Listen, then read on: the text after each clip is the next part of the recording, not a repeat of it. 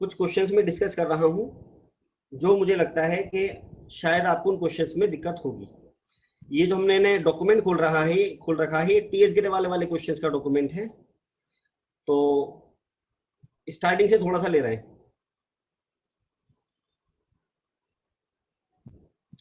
Starting से ये वाला चैप्टर एक तरह से रिवाइज कर रहे हैं पूरा, और क्या क्या क्वेश्चंस हमने कर लिए हैं और कुछ कुछ जो रह गए हैं उनके बारे में हम डिस्कस करेंगे। किसी पर्टिकुलर क्वेश्चन में किसी स्टूडेंट्स को अगर कोई प्रॉब्लम हो तो वो बीच में पूछ सकता है कि सर ये वाला क्वेश्चन बता दो, फिर मैं वाला क्वेश्चन बता दूंगा। सबसे पहला टॉपिक है पार्टनरशिप डीड के प्रोविजंस वगैरह। ये क्वेश्चंस उम्मीद है कि आपसे हो गए होंगे, फिर भी क्वेश्चन नंबर आप सेकंड देखें। क्वेश्चन नंबर सेकंड में कहता है following differences have arising among P Q and R, state who is correct in each case. हमें बताना है कि किस केस में कौन बंदा करेक्ट है और कौन बंदा रॉन्ग है। पहला पॉइंट कह रहा है P used 20,000 belonging to the firm and earned a profit of 5,000. Q and R want the amount to be given to the firm. P ने चुपके से फर्म के 20,000 रुपए चुरा लिए और फर्म के 20,000 रुपए चुराकर उसने एक सेक्रेट प्रॉफिट कमाया। सेक्रेट प्रॉफिट का मतलब फर्म से छुपाकर उसने पर्सनल प्रॉफिट कमाया 5,000 रुपए का। बाद में भांडा फूट गया और क्यू आर चाहते हैं अब कि पैसा फर्म को दे। तो बताओ वो पैसा फर्म को वो देगा कि नहीं देगा?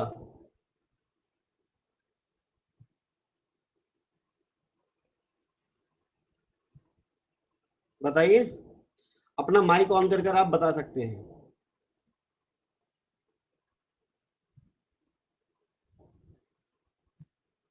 एक तो ये बच्चे जवाब नहीं देते।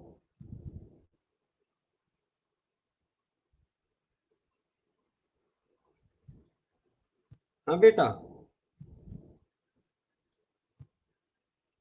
अरे बताओ, क्या उसने जो फर्म का पैसा यूज कर प्रॉफिट कमाया बाद में पता लग गया तो ये क्या वो पैसा उसको फर्म को देना चाहिए या नहीं देना चाहिए? देना चाहिए। देना चाहिए। वेरी गुड, एक बच्चे का जवाब आया, भारती का जवाब आया। तो देखो, इसका आंसर है कि वो पैसा फर्म को देगा। इसके अंदर पता नहीं क्यों आंसर्स नहीं लिखे हुए, पहले आंसर लिखे हुए थे। तो इसका आंसर है कि P, just a minute,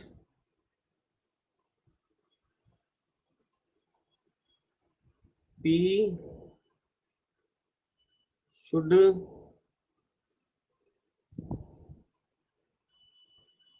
give amount to firm. इसका आंसर ये है। सेकंड पर आ जाओ, बी पर। Q use 5,000 belonging to the firm. इस बार क्यू ने फर्म के 5,000 रुपए चुरा लिए। फर्म के उन्हें 5,000 रुपए इस्तेमाल करके उसने 5,000 रुपए फर्म के इस्तेमाल करे belonging to the firm and incurred a loss of 1,000, but उसको 1,000 रुपए का लॉस हो गया इस बार। He want the firm to bear the loss. वो चाहता है कि ये लॉस फर्म बियर करे। जिस तरह से पहले ए एग्जांपल में पी ने फर्म के पैसे यूज करे थे, प्रॉफिट हो गया था, वो पैसा उसने फर्म को दे दिया प्रॉफिट। तो दूसरे एग्जांपल में, बी एग्जांपल में, क्यू ने फर्म के 5,000 रुपए चुराए, उसको 1,000 का लॉस हो गया। वो चाहता है ये लॉस फर्म बियर करे। फर्म कहेगी नहीं जी नहीं, ये लॉस क्यू पर्सनली बियर करेगा, ये लॉस फर्म बियर नहीं करेगी।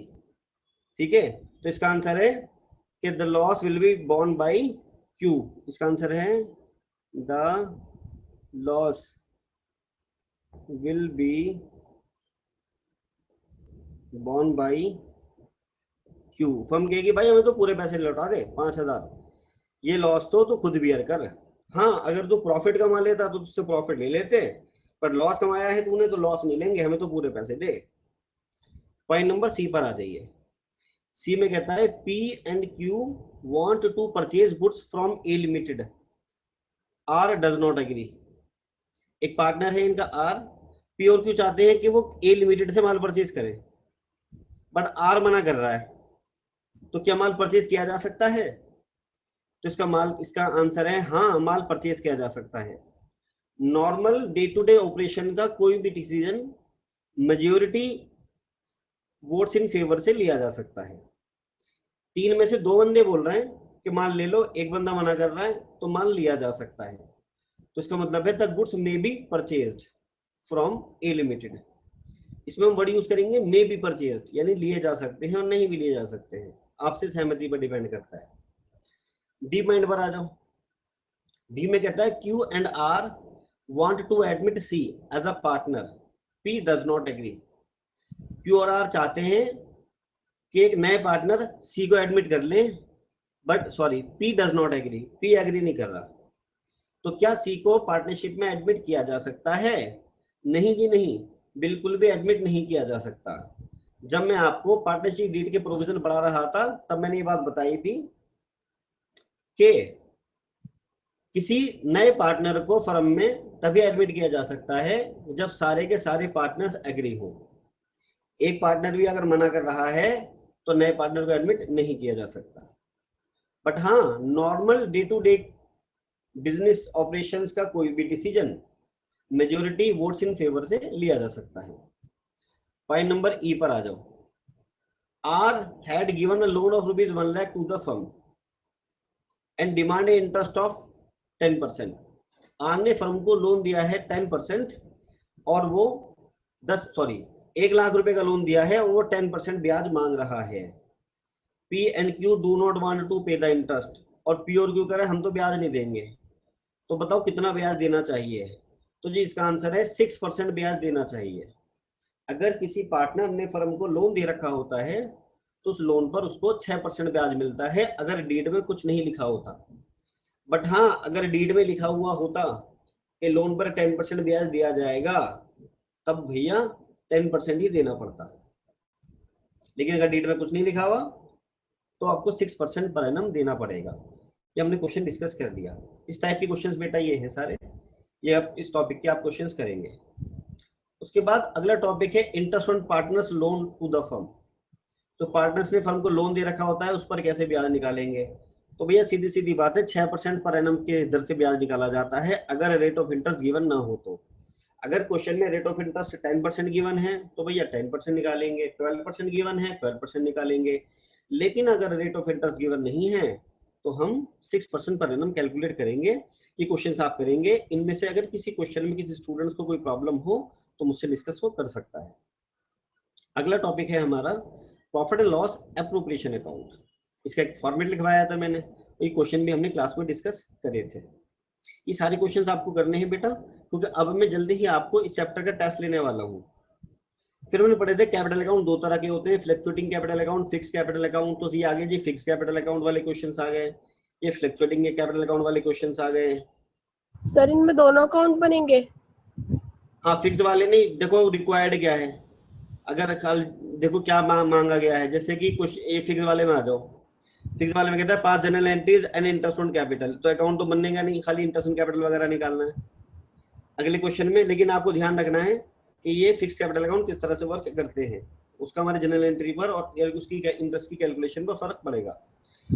21वें क्वेश्चन में कहता है 5 general entries, interest on capital, prepaid provision account, तो अकाउंट तो बनेंगे नहीं यहाँ पर। 22वें क्वेश्चन में कहता है इसके अंदर भी नहीं बनेगा।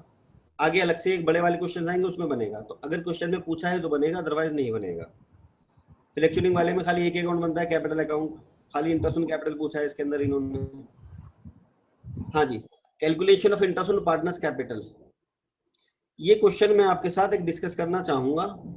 इस तरह का क्वेश्चन 27 और 28 टाइप का क्वेश्चन। तो चलो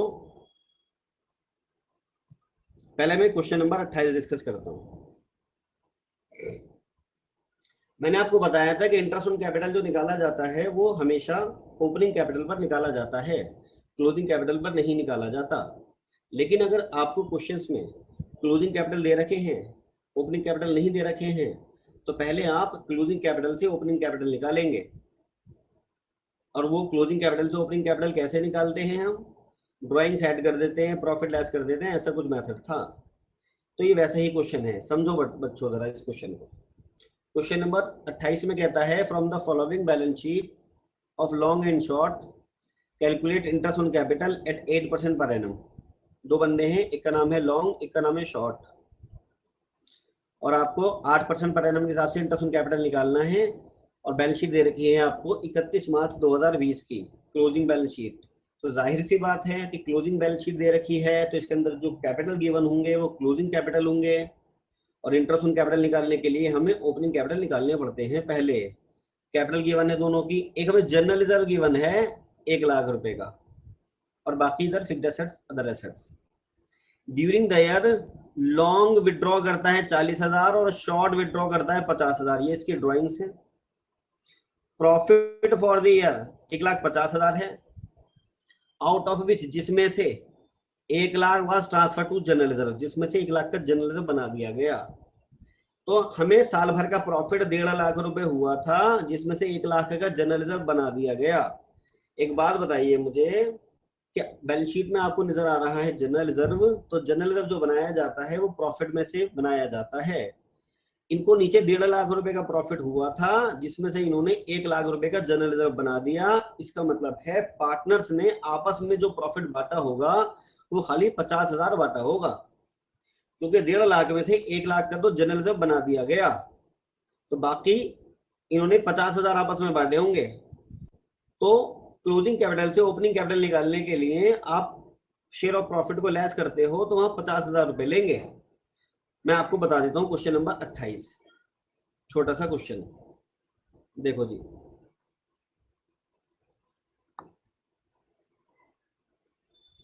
मैं हो गया भाई,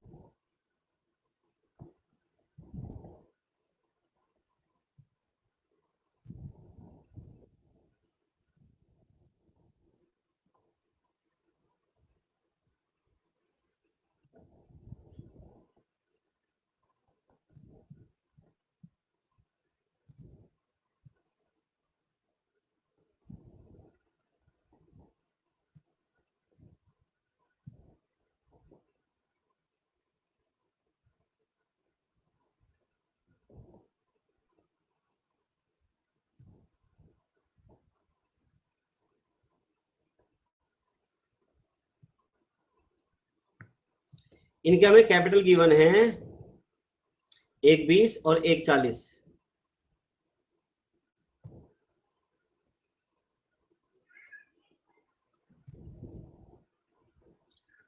ऐड करते हो आप ड्राइंग्स, नीचे में इनकी ड्राइंग्स गिवन है, लॉन्ग की 40,000 और शॉर्ट की 50,000।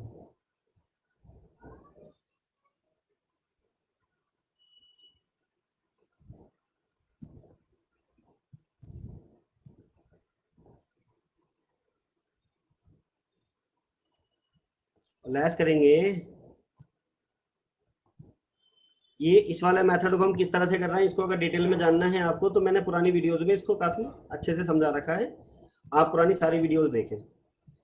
तो शेयर ऑफ प्रॉफिट बेटा, इनका प्रॉफिट 1.5 लाख रुपए हुआ था, जिसमें से 1 लाख रुपए का इन्होंने जनरल रिजर्व बना दिया था, तो वो तो बांटा नहीं, तो बांटा जो होगा आपस में प्रॉफिट वो 50,000 बांटा होगा। और क्वेश्चन में क्योंकि प्रॉफिट शेयरिंग रेशियो मेंशन नहीं है तो 25 इसने लिया होगा, 25 इसने लिया होगा, इक्वली बटा होगा।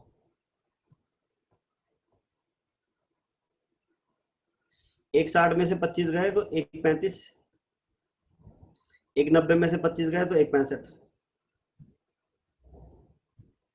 ये आपका ओपनिंग कैपिटल आ गया, और अब आपको इस पर इंटरेस्ट ऑन कैपिटल कैलकुलेट करना है।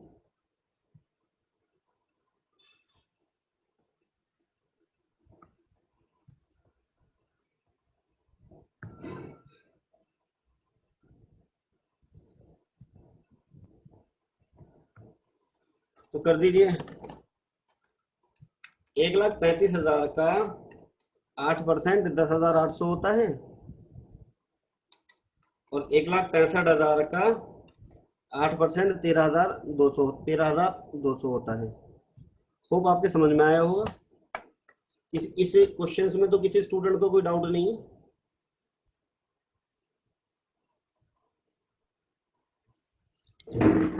डाउट है तो पूछो बेटा।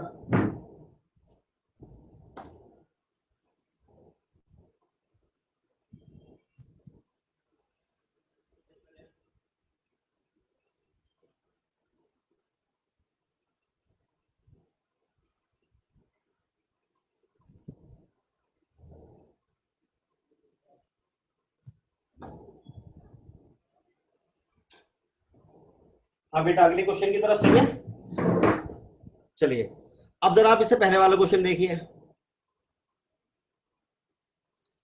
क्वेश्चन नंबर 27 में खास बात क्या है कि यहां पर आपको कैपिटल अकाउंट के साथ साथ करंट अकाउंट भी गिवन है, और जब करंट अकाउंट गिवन होते हैं तो इसका मतलब है कि इनका फिक्स्ड कैपिटल अकाउंट मेथड है, क्योंकि करंट अकाउंट तभी गिवन होते हैं जब कैपिटल अकाउंट का जो मेथड होता है वो फिक्स्ड होता है, और जब फिक्स कैपिटल अकाउंट मेथड होते हैं तो जो ओपनिंग कैपिटल होता है वही क्लोजिंग कैपिटल होता है, चेंज नहीं होता।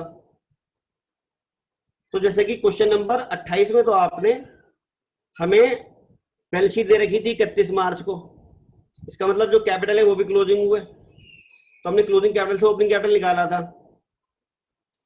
क्वेश्चन नंबर 27 में देखिए, क्वेश्चन नंबर 27 में भी बैलेंस शीट 31 मार्च 2020 को दे रखी है, तो जो कैपिटल हुए ये क्लोजिंग कैपिटल हुए, तो यहां पर भी हमें ओपनिंग कैपिटल निकालने चाहिए, बट क्योंकि यहां पर हमें कैपिटल अकाउंट करंट अकाउंट भी गिवन है, इसका मतलब है इन्होंने फिक्स्ड कैपिटल अकाउंट मेथड अपना रखा है, और फिक्स कैपिटल अकाउंट मेथड के अंदर कैपिटल अकाउंट में खाली कैपिटल की एंट्री जाती है, बाकी सारी एंट्री करंट अकाउंट में जाती हैं।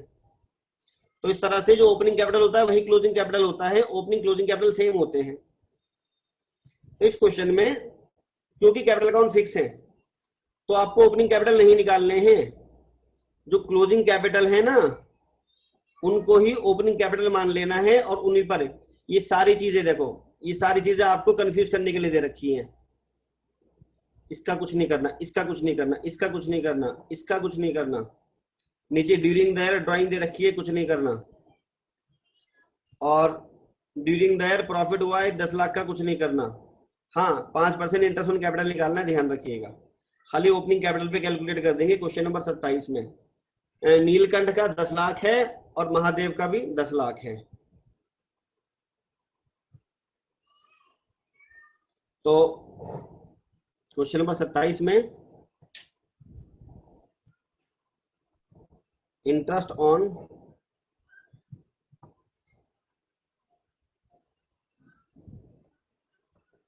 Neelkanth capital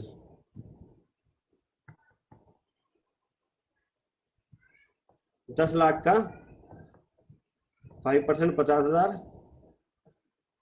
direct interest on Mahadev capital.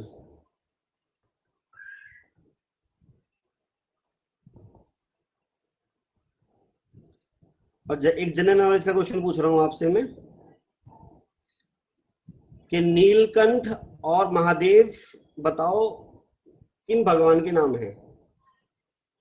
Neelkanth और महादेव एक ही भगवान के नाम है। देखता हूं किस बच्चे की जनरल नॉलेज।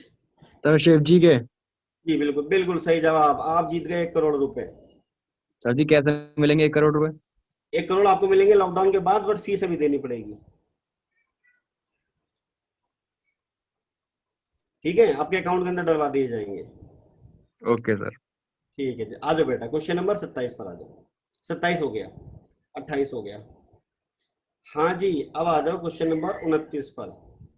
मोली एंड भोली, वाह वाह क्या नाम है, मोली एंड भोली। एक और होना चाहिए था इसमें गोली, वो है नहीं। मोली एंड भोली contribute 20,000 and 10,000 respectively towards capital. They decide to allow interest on capital at 6% per annum. तो इनके कैपिटल है भैया 20,000 और 10,000, और उन्होंने डिसाइड करा है इंटरेस्ट ऑन कैपिटल 6% बांटेंगे। Their respective share of profit is 2:3। 2:3 उनका शेयर ऑफ प्रॉफिट है, and the net profit for the year is 1500। Net profit 1500 है। आपको show distribution of profit, profit का बंटवारा बताना है when there is no agreement except for interest on capital. पहले point में कहता है when there is no agreement for interest on capital, जब यहां पर इंटरेस्ट ऑन कैपिटल के अलावा और कोई एग्रीमेंट ना हो। और दूसरा कहता है कि when there is an agreement that interest on capital is a charge. क्या इंटरेस्ट ऑन कैपिटल को तो हम क्या मानेंगे, चार्ज अगेंस्ट प्रॉफिट मानेंगे। बेटा क्वेश्चन मोस्ट इंपॉर्टेंट है, मैं एक्चुअली में जो पीछे वापस आया हूं पढ़ाने के लिए आपको, इसी क्वेश्चन की वजह से आया हूं। इस क्वेश्चन में मार्क कर लें मोस्ट इंपॉर्टेंट क्वेश्चन नंबर 29। आपको इंटरेस्ट ऑन कैपिटल बढ़ाना है, वो आप देखिए जरा।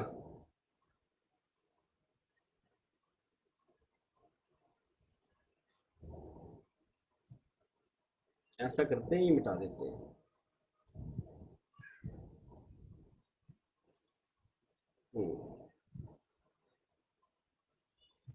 क्वेश्चन नंबर 29 है धांसू, और निकल सकते हैं आंसू।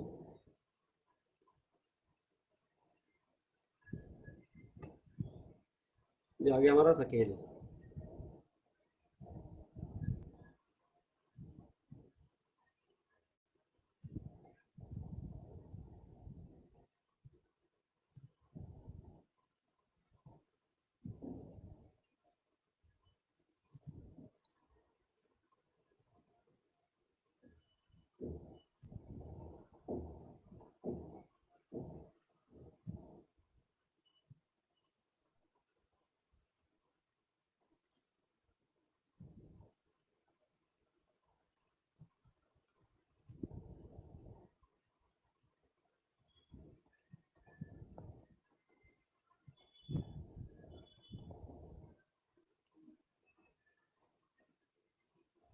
अब देखें, आपका प्रॉफिट हुआ है, ये 2:3 इनका रेशियो है, इनका प्रॉफिट हुआ है 1500 का।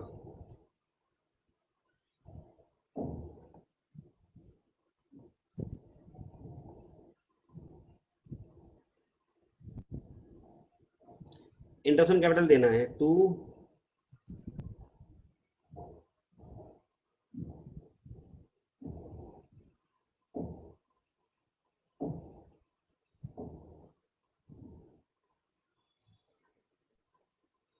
मोली भोली। इनके कैपिटल है बेटा 20,000 और 10,000, 6% निकालना है, निकालो जरा। 20,000 वाले का 1200 बैठा, 10,000 वाले का 600 बैठा, कुल 1800। अब आप यहां पर देखें जरा कि आपको भैया प्रॉफिट तो हुआ था 1500 और इंटरेस्ट ऑन कैपिटल बैठ गया 1800। क्या 1500 में से 1800 बांटे जा सकते हैं? नहीं बांटे जा सकते। 1500 में से 1800 नहीं बांटे जा सकते। तो इस कंडीशन को हम बोलते हैं व्हेन प्रॉफिट इज इनएडिक्वेट, कि जब प्रॉफिट कम हो।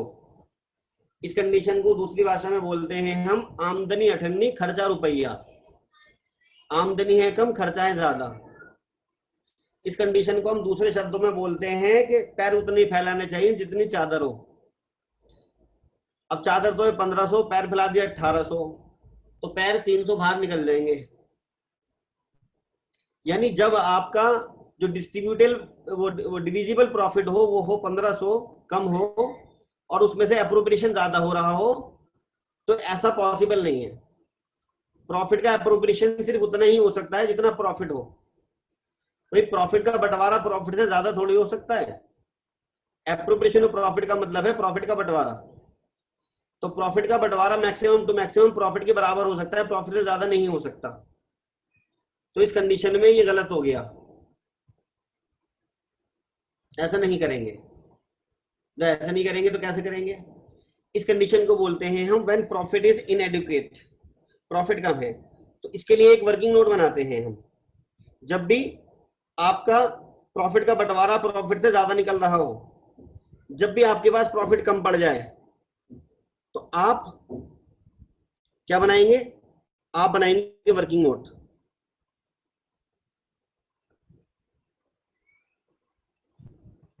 वर्किंग नोट, इंटरेस्ट ऑन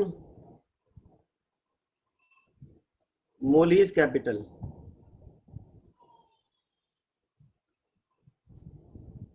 $20,000 का 6% 1200।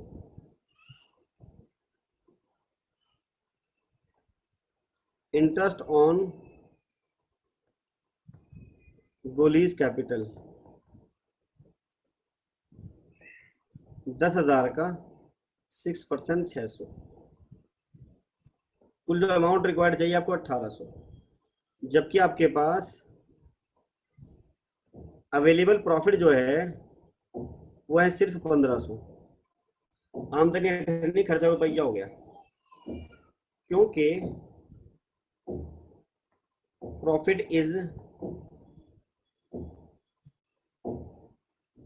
इनएडुकेट, प्रॉफिट कम है, therefore available profit should be divided in partners in the ratio of 1200:18,600। ये जो था ना आपका 1200 और 600, ये उठा लिया हमने। यानी जब भी आपका प्रॉफिट कम होगा ना, तो अगर प्रॉफिट कम नहीं होता तो मोली को मिलते 1200, गोली को मिलते, गोली है भोली है, या गोली कैसे हो गया यहाँ पर यार, ये भोली है भाई, गोली करवा दिया तुमने भी। हाँ, तो मोली को मिलते 1200 और भोली को मिलते 600, बट प्रॉफिट कम है, तो इस 1200-600 का रेशियो निकाल लेंगे, यानी दैट इज 2:1। अगर हम 1200-600 का रेशियो निकालें तो 2:1 आएगा। देखो 1200 और 600 में से पहले 2 जीरो उड़ा दो, 12 और 6 बचे, फिर 6 के बारे में आ रहे हैं, 6 दूनी 12, 6 कम 6, रेशियो आ गया 2:1। यानी अवेलेबल प्रॉफिट को 2:1 के रेशियो में बांट लिया जाएगा। ये कंडीशन हम तब करेंगे जब प्रॉफिट हमारा कम होगा, यानी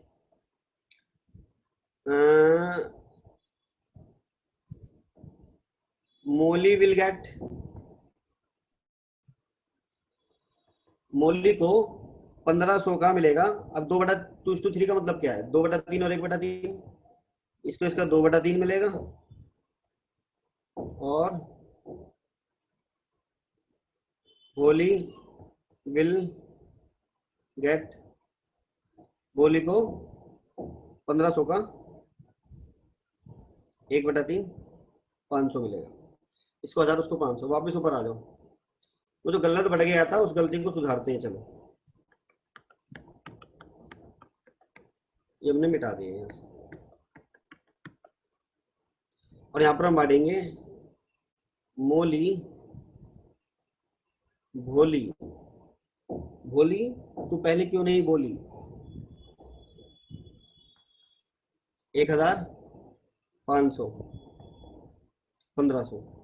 देखो इस तरह से आपका एप्रोप्रिएशन प्रॉफिट से ज्यादा नहीं निकल रहा। तो बच्चों ये था हमारा ए केस। एक केस दोबारा से पढ़े, और एक प्रॉफिट शेयरिंग रेशो का यहाँ पर कुछ यूज नहीं था। एक केस में, फर्स्ट केस में क्या कह रहा था, ए नहीं फर्स्ट था, सॉरी, ये था हमारा फर्स्ट केस। क्या कह रहा था बेटा यहाँ पर कि when there is no agreement except for interest on capital. तो जब इंटरेस्ट ऑन कैपिटल के अलावा कोई एग्रीमेंट ना हो तो ऐसा करेंगे हम, यानी कि इस केस में अपनी अकल लगानी है, ब्रैकेट में लिख दिया मैंने, यानी जब इंटरेस्ट ऑन कैपिटल के अलावा और कोई एग्रीमेंट ना हो तो अपनी अकल लगानी है। प्रॉफिट का बंटवारा प्रॉफिट से ज्यादा नहीं हो सकता। अब आ जाओ सेकंड केस पर। सेकंड केस में कहता है कि when there is an agreement that interest on capital is a charge, कि इंटरेस्ट ऑन कैपिटल तो चार्ज अगेंस्ट प्रॉफिट है। चार्ज का मतलब है चार्ज अगेंस्ट प्रॉफिट, कि इंटरेस्ट ऑन कैपिटल चार्ज माना जाएगा, और चार्ज अगेंस्ट प्रॉफिट तो प्रॉफिट से ज्यादा निकल सकता है, कोई दिक्कत नहीं है। या तो ये लिखा हुआ होता है यहाँ पर, या लिखा होता कि interest on capital will be paid even if it involves the firm in loss। कि इंटरेस्ट ऑन कैपिटल तो बांटा जाएगा, क्या है, फर्म को लॉस ही क्यों ना हो जाए, तब भी ये बी वाला केस ही होता। चलो बी वाला केस करते हैं। भाई यूं कह रहा है इंटरेस्ट ऑन कैपिटल तो बांटा जाएगा, क्या फर्म में लॉस ही क्यों ना हो जाए। जब भाई किसी ने कुएं में कूदने की सोच ही ली है तो उसको रोका थोड़ी जा सकता है। किसी ने मरने की सोच ही ली है तो वो तो भाई हम क्या करें अब, तो इसलिए हम अभी केस सेकंड कर रहे हैं।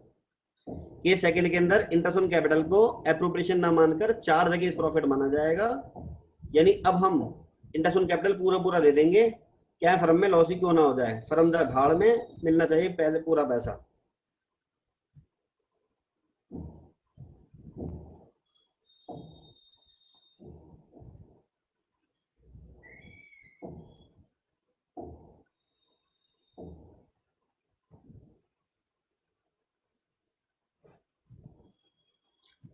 और क्योंकि आप 4 जगह प्रॉफिट मान रहे हो इसको, तो 4 जगह प्रॉफिट वाली चीजें profit and loss appropriation account से नहीं दी जाती, वो प्रॉफिट एंड लॉस अकाउंट से दी जाती हैं। तो यहाँ तो बनाया था आपने profit and loss appropriation account, but आप यहाँ बनाएंगे खाली profit and loss account, profit and loss account by net profit 1500 to interest on capital Moli और भोली। इसका बताना कितना आया था इनका interest on capital,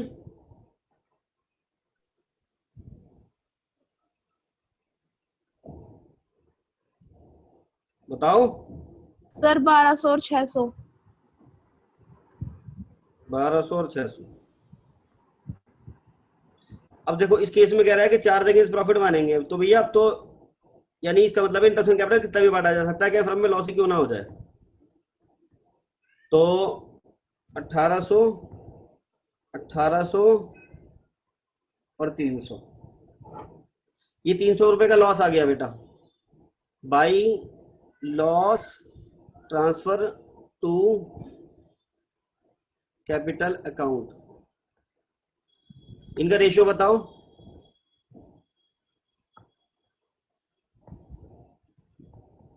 to two 3 ratio है ना,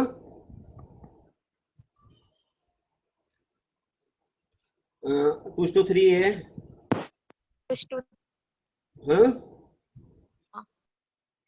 जब हमने इसको 2:3 में बांट दिया, ये केस सेकंड हो गया बेटा।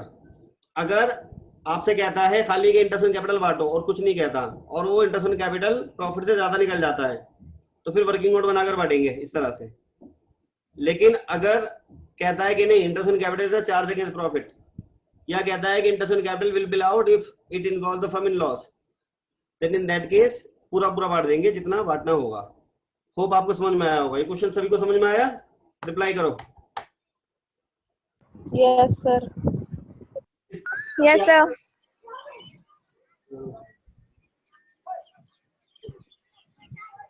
आया जी? यस सर आ गया। बच्चे का रिप्लाई नहीं आया, ये सोचूंगा उसको नहीं आया समझ में।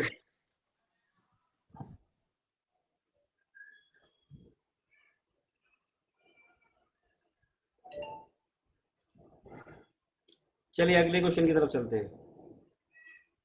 इस जैसा एक दूसरा क्वेश्चन करा रहा हूं, इस जैसा ही। आइए जरा, ये कैसा है भैया, ये तो कर लेंगे। ऐसा क्वेश्चन मैंने उसमें से कराया था नोट्स के अंदर से, क्वेश्चन नंबर 30 की तरह। ठीक है, आओ जरा एक क्वेश्चन आगे से करवाऊं तो मैं, काफी आगे से।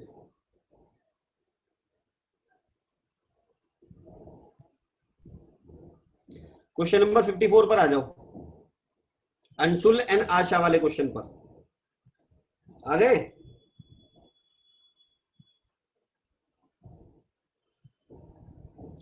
क्वेश्चन नंबर 54 अंशुल और आशा वाला क्वेश्चन देखो। Anshul and Asha are partners sharing profit and losses in the ratio of 3:2। Anshul being non working partner. बेटा पार्टनर कई तरह के होते हैं, एक होता है वर्किंग पार्टनर जो काम करता है, एक होता है नॉन वर्किंग पार्टनर जो काम नहीं करता है बट पैसा लगाता है। मान लो ए और बी पार्टनर थे, ए ने कहा मेरे पास पैसा है बट टाइम नहीं है, बी कहने लगा मैं काम कर लूंगा बट पैसा नहीं है। ए और बी ने पार्टनरशिप कर ली, तो ए कहलाएगा, ए ने खाली पैसा लगाया काम नहीं करता, वो नॉन वर्किंग पार्टनर है जिसको हम बोलते हैं स्लीपिंग पार्टनर, जो पार्टनर सोता रहता है। और बी जो है वो है वर्किंग पार्टनर जिसने पैसा नहीं लगा रखा बट वो काम करता है। तो जिसने पैसे लगा रखा होता है उसको मिलता है इंटरेस्ट ऑन कैपिटल, और जिसने पैसे नहीं लगा रखा होता बट वो काम करता है तो उसको मिलती है सैलरी। तो यहाँ पर दो पार्टनर है, एक वर्किंग पार्टनर है, एक नॉन वर्किंग पार्टनर है। Anshul and Asha are partners sharing profit in the ratio of 3:2।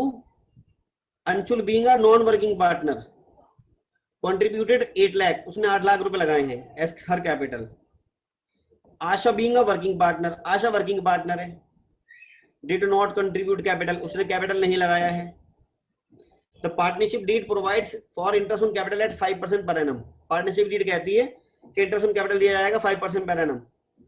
And salary, तो इंटरेस्ट ऑन कैपिटल तो उसे मिलेगा ना, इनने कैपिटल लगाया होगा, कैपिटल लगाया खाली अंशुल ने। And salary to every working partner, और वर्किंग पार्टनर है आशा, उसको मिलेगी सैलरी 2000 पर मंथ के हिसाब से।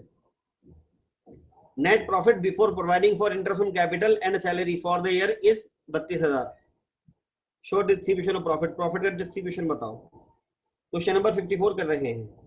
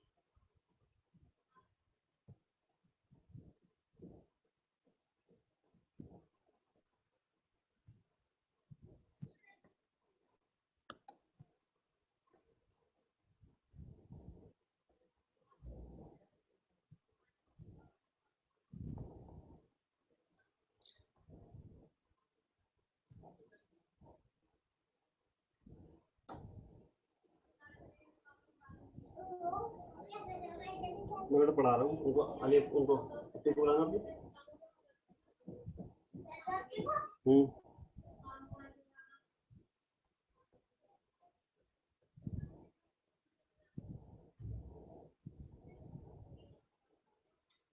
अब देखें, अगर हमें एक तो देना है इंटरेस्ट ऑन कैपिटल,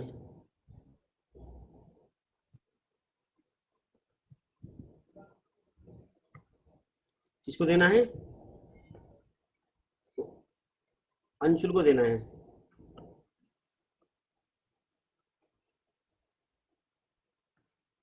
ऐसे भी दे सकते हैं आप, अंशुल कैपिटल अकाउंट ब्रैकेट में इंटरेस्ट ऑन कैपिटल। अब इसका जो कैपिटल है अंशुल का वो है कितना? कैपिटल है इसका 8 लाख, और इंटरेस्ट देना है कितना? 5%। 8 लाख का 5% 40,000 होता है।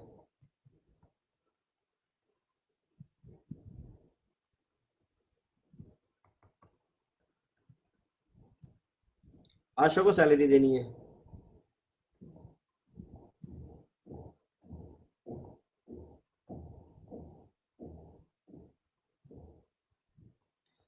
$2,000 पर मंथ की सैलरी है, 24,000 रुपये सैलरी हो गई। अब देखो क्रेडिट के अंदर है 32,000 और डेबिट के अंदर है कितने? 64,000। ज्यादा वाले साइड का टोटल करा हमने 64, लॉस आ गया 32,000 का। अरे ये क्या हो गया? लॉस आ गया, जबकि एप्रोप्रिएशन अकाउंट के अंदर लॉस नहीं आना चाहिए। तो यानी कि यहाँ पर प्रॉफिट है कितना आपका? 32,000, बट प्रॉफिट का बंटवारा हो गया कितना? 64,000। वही वाली कंडीशन जो बताई थी, आमदनी अठन्नी खर्चा रुपया। इस कंडीशन को बोलते हैं व्हेन प्रॉफिट इज इनएडिक्वेट, जब प्रॉफिट कम होता है। तो इस केस के अंदर ही हमें वर्किंग नोट बनाना पड़ेगा जो हमने पिछले क्वेश्चन के अंदर बनाया था। यहाँ पर हमें इंटरेस्ट ऑन कैपिटल इतना इतना नहीं बांटना, बल्कि कम कम बांटना है। देखें जरा वर्किंग नोट,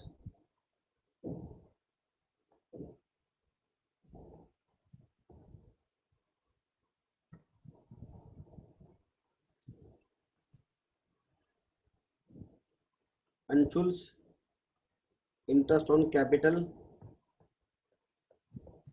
40,000 था, आशाज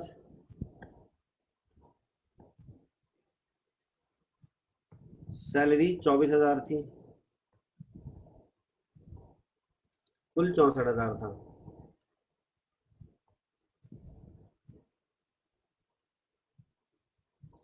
जबकि आपके पास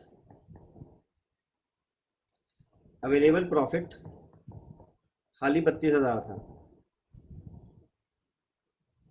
क्योंकि प्रॉफिट इज इनएडिक्वेट, क्योंकि प्रॉफिट कम है। Therefore available profit should be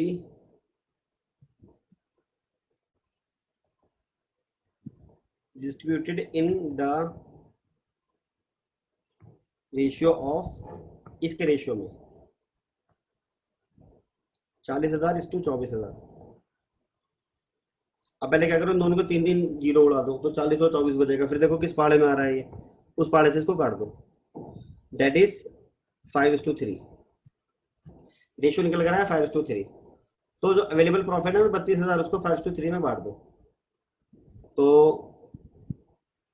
Anshul will get, Anshul को मिलेंगे 32,000 के 5/8,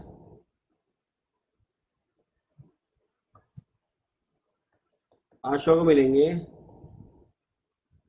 32,000 का 3/8, यानी 20,000 इसको मिलेंगे और 12,000 इसको मिलेंगे।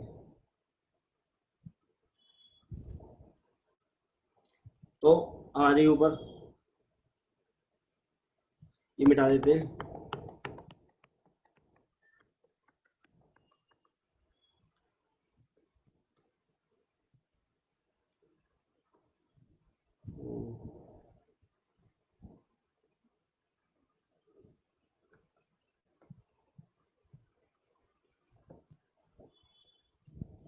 इसको मिलेंगे 20,000, इसको मिलेंगे 12,000। आप देख रहे हैं कि 32,000 का प्रॉफिट था और प्रॉफिट का एप्रोप्रिएशन है 32,000 का ही हुआ है, तो इस केस में लॉस नहीं आया। हाँ, अगर ये बोल देता है यहाँ पर कि ये चीज़ें 4 जगह प्रॉफिट हैं, इन दैट केस आप सारा बांट देते, क्रेडिट में 32,000 का लॉस आ जाता। बट कुछ नहीं बोल रहा तो आप ऐसे ही करेंगे। बेटा किसी इस वाले क्वेश्चन में किसी स्टूडेंट को कोई प्रॉब्लम है तो पूछो।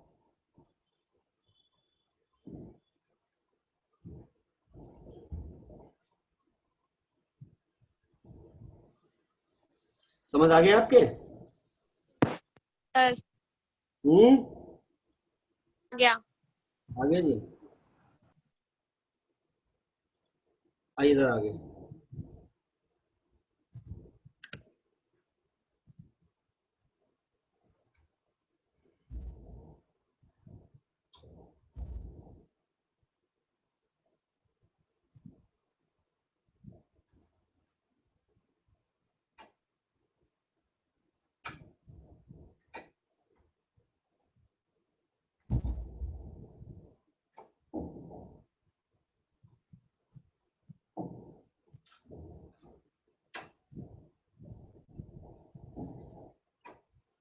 एक क्वेश्चन इसमें था, एक टेकिंग मैनेजर इनटू पार्टनरशिप, वो शायद इन्होंने हटा दिया इसमें से।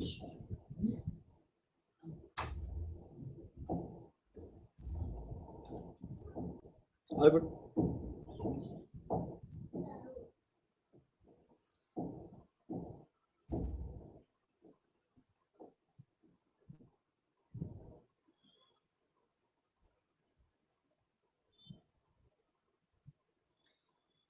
कुछ क्वेश्चंस ऐसे हैं कि जो इसके अंदर नहीं है, जो बट मैं फिर भी आपको करवाना चाहता हूं, तो लेकिन फिर भी हम उधर इसके लास्ट में आ जाओ।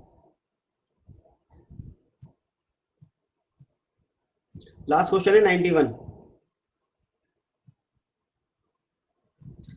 ये मिनिमम अर्निंग गारंटी और मिनिमम अर्निंग गारंटी का क्वेश्चन है।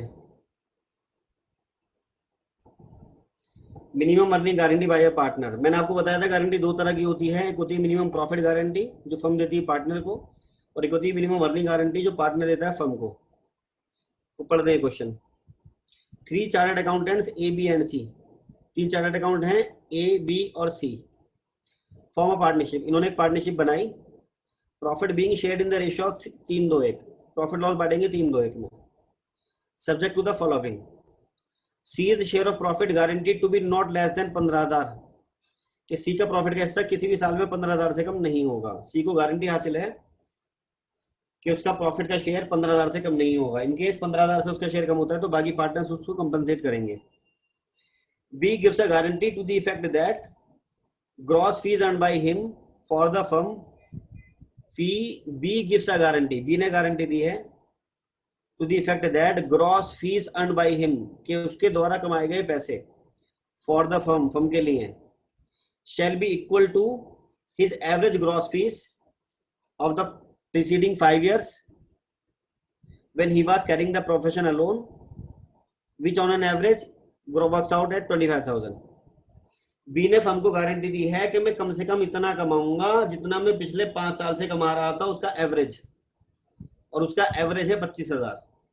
यानी एक तरह से बी ने फर्म को मिनिमम अर्निंग गारंटी दी है कि मैं कम से कम फर्म के लिए 25,000 रुपए कमाऊंगा। इन केस अगर मैं 25,000 से कम कमा पाया तो मैं घर से लाऊंगा पैसे। तो सी की तो है minimum profit guarantee, but B की है मिनिमम अर्निंग गारंटी जो कि 25,000 है। नीचे कहता है profit for the year ended of the partnership is 75,000, साल भर का जो प्रॉफिट हुआ है वो 75,000 हुआ है। The gross fees earn by B for the firm is 16,000, और बी ने कितने कमाए हैं? 16,000 कमाए हैं, जबकि बी ने फर्म को गारंटी दी थी 25,000 के कमाने की, बट बी ने यहाँ खाली 16,000 कमाए हैं, तो बी ने 9,000 कम कमाए हैं, तो अब बी घर से लेकर आएगा 9,000 रुपए। You are required to show the profit and loss appropriation account after giving effect of the above. NCERT का क्वेश्चन है ये, और काफी इंपॉर्टेंट क्वेश्चन है, क्वेश्चन नंबर 91। आ जाइए।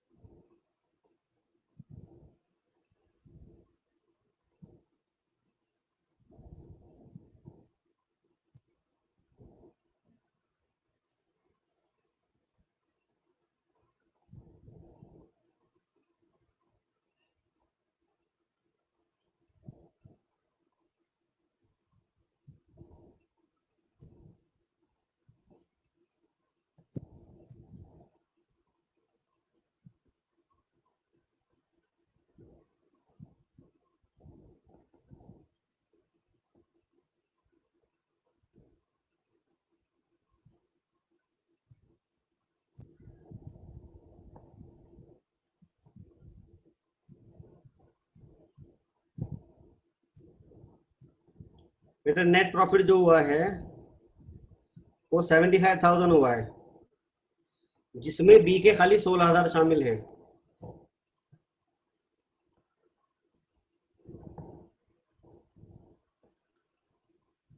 बी ने गारंटी दी थी फर्म को कि मैं कम से कम 25,000 रुपए कमाऊंगा, बट बी ने खाली 16,000 कमाए, तो बी घर से कितने लेके आएगा? बी घर से लेकर आएगा कितने? 9,000 रुपए। 75,000 का प्रॉफिट है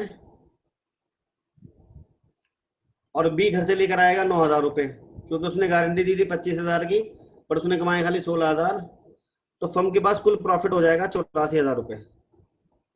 जो पार्टनर्स में बढ़ेगा वो 84,000 बढ़ेगा, ए, बी और सी में 84,000 रुपए बढ़ेगा। बी जब घर से ले आएगा 9,000 रुपए और, तो प्रॉफिट बढ़कर हो जाएगा 84,000, और तीनों पार्टनर्स के अंदर जो बढ़ेगा 84,000 में बढ़ेगा। इनका रेशियो है 3-2-1,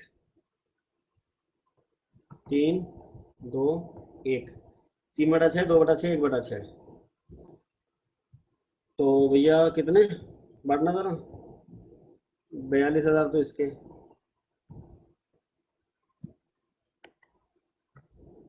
28,000 इसके, 14,000 इसके, 14 कम 14, 14 28, 14 42। सी को गारंटी हासिल थी कि उसका प्रॉफिट किसी भी हाल में 15,000 से कम नहीं होगा, पर सी का प्रॉफिट यहाँ 14,000 रहा, तो कितने रुपए वो और मांगेगा?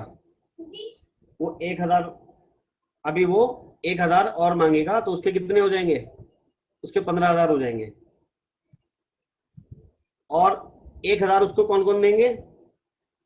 ये 1000 ए और बी देंगे उसको 3:2 के रेशियो में, तो यानी 600 ये देगा और 400 ये देगा। 600 ये देगा और 400 ये देगा। ठीक है जी, तो ये पैसा बटेगा।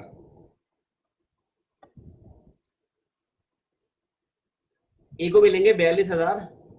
अच्छा, जो ये 9,000 हमने किससे लेने थे? 9,000 जो कम पड़ गए थे, इसको बी से लाने थे। ये पैसा हम बी का माइनस करेंगे बाद में।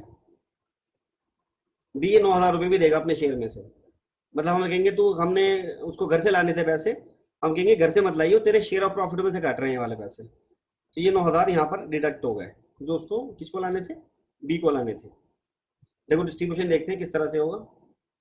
सबसे पहले to A is capital account. A को मिले 42,000 रुपये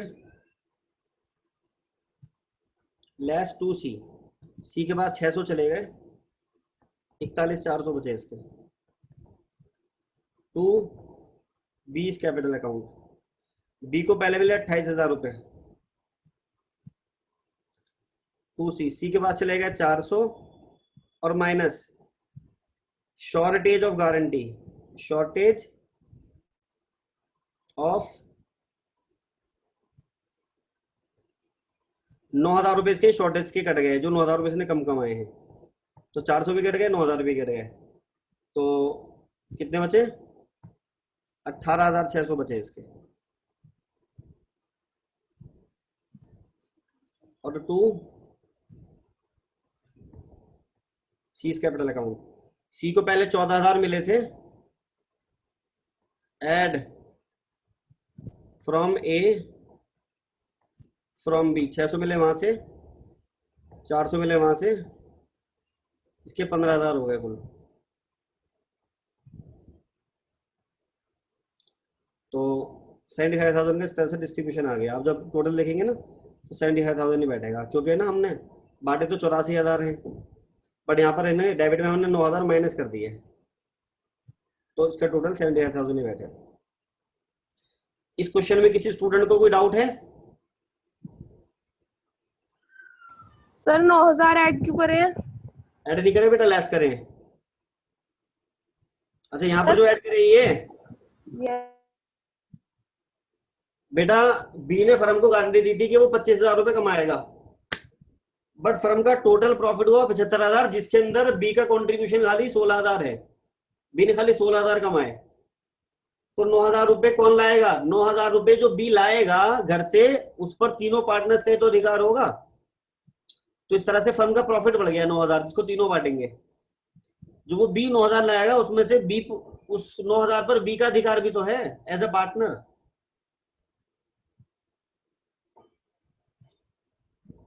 और कोई डाउट?